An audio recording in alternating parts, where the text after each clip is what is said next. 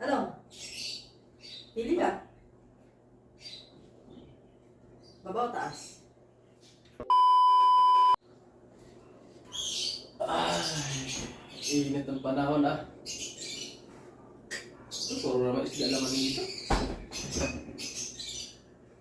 Dito naman, puro gulay.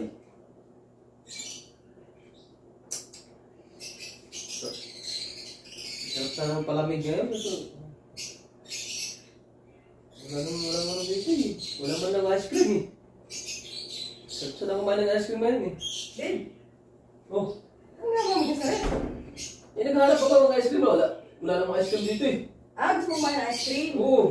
Wala namang ice cream oh. Tignan mo. Wala pa mga gulay. Ako meron ako ice cream. Baka gusto mo kainin yung ice cream ko. Tigilan mo ako. Ano? Pili ka. Baba o taas? Masarap na ice cream to ah. Siyempre. Pili ka na.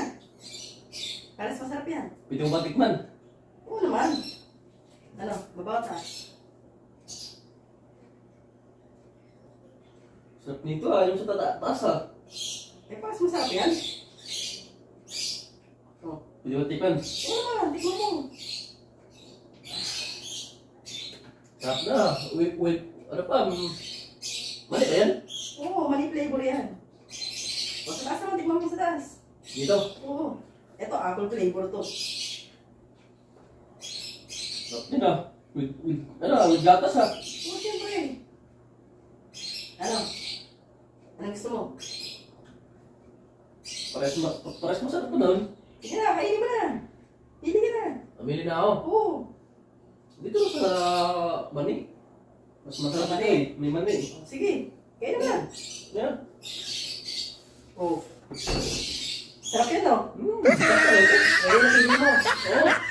Ayun sa akin ako, ano? Apple. Yung may gatas pala din, no? Oo, apple na may gatas ko. Sarap ito kay mani ah. Ha? Bago mo dito eh, hindi ko na nalagay sa sarap eh. Hindi pa mo nalagay sa rin? Hindi pa. Kaya pala wala naman yung ilis eh. Kasi tapos ko na maligo eh. Sarap ito ah. Ta, hindi ka pa ako.